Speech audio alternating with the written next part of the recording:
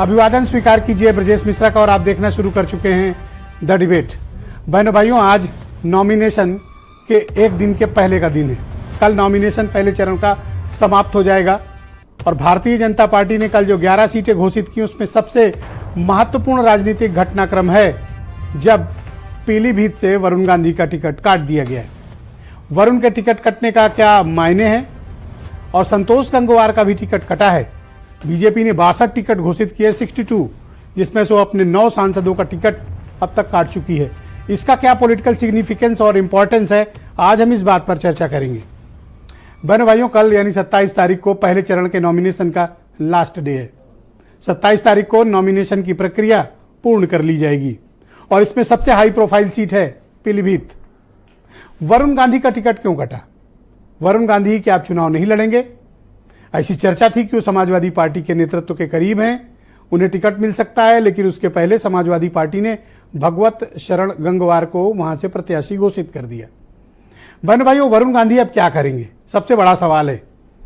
और उस इलाके में जहां पर यह चुनाव है, सहारनपुर से लेकर रामपुर तक, जिस इलाके में की ये 8 सीटों पर चुनाव है, वरुण गांधी एक महत्वपूर्ण फैक्टर है। वो गांधी हैं इसलिए भी और वो वरुण गांधी हैं इसलिए भी। एक समय हिंदुत्व के पोस्टर बॉय बने वरुण गांधी अब पार्टी की आइडियोलॉजी और पार्टी से दूर हो चुके हैं। बीजेपी के साथ उनके संपर्क और संबंध अब जगजाहिर हैं। हालांकि पिछले कुछ एक महीनों से वो थोड़ा शांत हो गए थे, इसलिए संभावनाएं जताई जा रही थी कि शायद भारतीय जनता पार्टी उनको पीलीभीत से टिकट दे दे, लेकिन उनकी मां को टिकट मिला, उन्हें टिकट नहीं मिला। उनकी मां सुल्तानपुर से चुनाव लड़ेंगी, लेकिन वरुण गांधी क्या करेंगे ये अभी स्पष्ट नहीं है। बहनों भाइयों, दरअसल पीलीभीत का चुनाव बेहद महत्वपूर्ण है भारतीय जनता पार्टी के लिए, क्योंकि वहां वरुण गांधी से ज्यादा बीजेपी के दिल्ली के नेतृत्व की भी इज्जत दांव पे लगी है, क्योंकि वरुण का टिकट काटकर जितिन प्रसाद को टिकट दिया गया है और जितिन का वहां से चुनाव लड़ना यह दिल्ली आलाकमान और लखनऊ की ज्वाइंट स्ट्रेटजी का हिस्सा है। जितिन प्रसाद कोई छोटा मोटा नाम नहीं है, बड़ा नाम है। उत्तर प्रदेश की राजनीति में लोग जानते हैं कि जितिन प्रसाद और उनकी फैमिली बैकग्राउंड और किस तरह से धौरारा और आसपास शाहजहांपुर की सीटों पर उनका खासा प्रभाव रहा है। हालांकि वो लगातार चुनाव हारते रहे और उसके बाद जब कांग्रेस सत्ता से बाहर हुई तो जितिन प्रसाद, जो राहुल गांधी के बड़े खास थे, उन्होंने बीजेपी ज्वाइन कर लिया। जितिन पर बीजेपी के दिल्ली नेतृत्व की बड़ी मेहरबानियां हैं। उनको एमएलसी बनाया गया, फिर कैबिनेट मंत्री बनाया गया और फिर पीडब्ल्यूडी जैसा बेहद महत्वपूर्ण विभाग दिया गया और अब उन्हें पीलीभीत में वरुण की जगह लेनी है।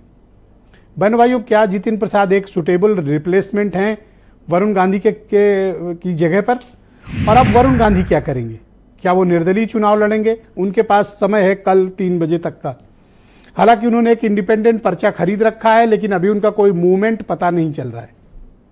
उनके करीबी कहते हैं कि वो शायद अब पीलीभीत से चुनाव ना लड़ें। तो वरुण गांधी क्या करेंगे? इस उम्र में क्या वो राजनीति से संन्यास ले लेंगे या वरुण गांधी कुछ बड़ा रणनीतिक फैसला करेंगे या कुछ बड़ा करेंगे? आदमी की जब राजनीतिक क्षमताएं कम होती हैं तो फिर वो कांड करता है। तो क्या वरुण गांधी भी कोई कांड करेंगे? संभावना वैसे कम है, लेकिन राजनीति में कुछ भी संभव है। तो ये पहले चरण की राजनीति में क्या है? और बीजेपी ने जिन 9 सांसदों का टिकट काटा है उनमें से एक बहुत बड़ा नाम है संतोष गंगवार। लोग 8 बार पार्षद नहीं बन पाते हैं और संतोष गंगवार 8 बार मेंबर ऑफ पार्लियामेंट रहे हैं। अब की लड़ते जीतते 9 बार बनते, ट्रिपल हैट्रिक, डबल हैट्रिक वो मार चुके थे। बहन भाइयों, 89 से उन्होंने राजनीति में, संसदीय राजनीति में कदम रखा और सिर्फ एक बार वो 2009 में प्रवीण सिंह ऐरन से हारे, वरना 89, 91, 94, 96, 98, 2004, 2009 में हारे, 2014, 2019। जबरदस्त political track record Santosh Gangwar. अब वो चुनाव मैदान से बाहर है। शायद 75 साल वाला उन पर फार्मूला लगा है, लेकिन 75 के तो और लोग भी हैं, लेकिन फार्मूला लग गया संतोष गंगवार पर। अब वो एक्टिव पॉलिटिक्स से बाहर हैं। तो वो क्या करेंगे? आज इन सब मुद्दों पर हम चर्चा करेंगे, कुछ स्टेटमेंट सुने, फिर आज की डिबेट आगे बढ़ाएंगे।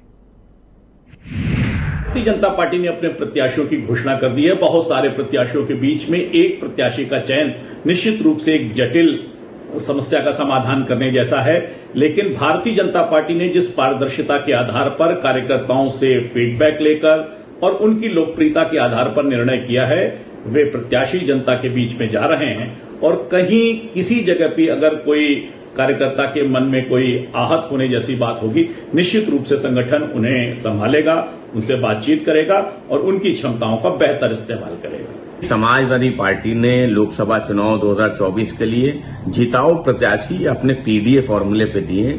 समाजवादी पार्टी में हर तरफ खुशी का माहौल है, क्योंकि भारतीय जनता पार्टी की जन विरोधी सरकार के खिलाफ जनता में गुस्सा है।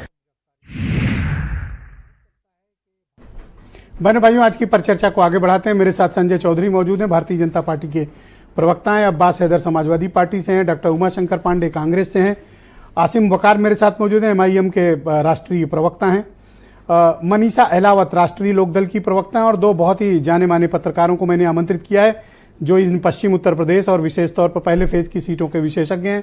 केपी मलिक मेरे साथ मौजूद हैं और पीलीभीत से जाने माने पत्रकार संदीप सिंह हमें ज्वाइन कर रहे हैं। आप सबका बहुत शुक्रिया और धन्यवाद इस कार्यक्रम का हिस्सा बनने के लिए। संजय चौधरी जी, कार्यक्रम की शुरुआत